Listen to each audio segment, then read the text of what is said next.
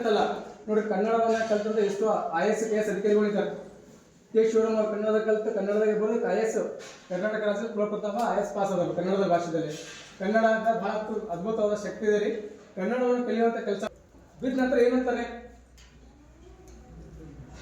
ಬಿದ್ದರೆ ಏನಂತೀರಿ ನಾವು, ಏನಂತಾರೆ? ಅಮ್ಮ ಅವ್ವ ಅಂತಾರೆ.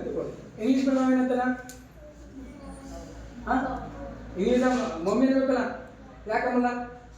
ಈ ನಮ್ಮ ಕನ್ನಡ ಭಾಷಾ ಇದು ರಕ್ತಗತವಾದ ಭಾಷಾ. ಇಂಗ್ಲಿಷ್ ಭಾಷೆ ಇದು ಇಂಗ್ಲಿಷ್ ಇದ್ದಂತಲ್ಲ, ಹಿಂದಿ ಅಂತ ಯಾವುದಲ್ಲ, ವ್ಯವಹಾರಿಕ ಭಾಷೆಗಳು ಕೇವಲ ಅವು ನಮ್ಗೆ ಇದಾಗಲ್ಲ. ವ್ಯವಹಾರ ಮಾಡಕ್ಕಂತ ಕಲಿಯುವಂಥದ್ದು ಜನಗಳೇನಾಗಿದೆ, ವ್ಯವಹಾರ ಬಿಟ್ಟು ನಮ್ದು ರಕ್ತಗತ ಬಂದಾಗ ಮಾಡ್ತಾ ಇರೋದು ಆ ರೀತಿ ಆಗಕ್ಕೆ ಸಾಧ್ಯ ಇಲ್ಲ. ಹಾಗಾಗಿ ಕನ್ನಡವನ್ನು ಬಹಳಷ್ಟು ನಾವು ಪ್ರೀತಿಸ್ಬೇಕ್ರಿ. ಕನ್ನಡವನ್ನು ಕಲಿಬೇಕು, ಓದಬೇಕು, ಮತ್ತೆ ಏನದು ಕನ್ನಡದಲ್ಲಿರುವಂತಹ ಪತ್ರಿಕೆಗಳನ್ನು ಓದ್ಕೋಬೇಕು. ಅಲ್ಲಿ ಹಾಗೆ ತ್ರಿಭಾಷಾ ಅಭ್ಯಾಸ ಬಂತು. ತ್ರಿಭಾಷೆ ಕನ್ನಡ, ಹಿಂದಿ, ಇಂಗ್ಲಿಷ್ 3 ಭಾಷೆ ಈ ರೀತಿ ಬಂತು.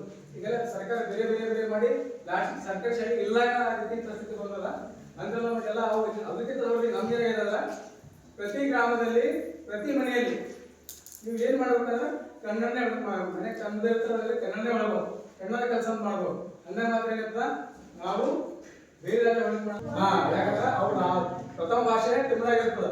ಹಂಗ ನಾವು ತಮಿಳ ತರ ನಾವು ಕನ್ನಡ ಭಾಷೆ ಮಾಡಿದಾಗ ನಮ್ಮ ರಾಜ್ಯದ ಮಾಡಿದಾಗ ನಮ್ಗ ಕನ್ನಡ ಶಾಲೆಗಳು ಉಳಿತಾವ, ಕನ್ನಡ ಶಿಕ್ಷಕರು ಉಳಿತಾವ, ನಾವು ಉಳಿತೀವಿ. ಇದು ಏನಾಗ್ಬಿಡ್ತಾವ, ಎಲ್ಲ ಆಳದ್ ಬೀಳ್ತಾವ, ನಾವೆಲ್ಲ ಶಿಕ್ಷಣ ವಂಚಿತ ಆಗ್ಬಿಡ್ತೀವಿ.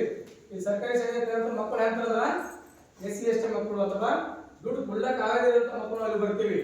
ಅದು ನಾವೇ ಶಾಲೆ ಇರೋದ್ರಿಂದ ಶಿಕ್ಷಣ ವಂಚಿತ ಆಗ್ತದ. ಸಂವಿಧಾನದಲ್ಲಿ 14 ವರ್ಷದ ಒಳಗೆ ಉಚಿತ ಶಿಕ್ಷಣ ಕೊಡ್ಬೇಕೆಂಬುದು ಮುಚ್ಚೋಗ್ಬಿಡ್ತದ. ಅದಕ್ಕಾಗಿ ನಾವು ಎಚ್ಚೆತ್ತುಕೊಳ್ಬೇಕು ಅಂಬುದು ತಿಳಿದುಕೋಬೇಕು ಎಲ್ಲರೂ. ಇನ್ನು ಹೌದಲ್ಲ, ನಾವು ನೋಡ್ರಿ, ನಂದು MA BEd, ನಂದು MPhil PhD, ಆದ್ರೂ ನಾವು ಯಾಕೆ ಮಾಡ್ತಿದ್ದೆವು? ನಾವು ನಮ್ಮೂರಲ್ಲಿ ನಿಮಗೆ ಸರ್ಕಾರಿ ಶಾಲೆ ಕಲ್ತಾ ಇದ್ದೆವು 20 ವರ್ಷ ಹಿಂದ್ಗಡೆ.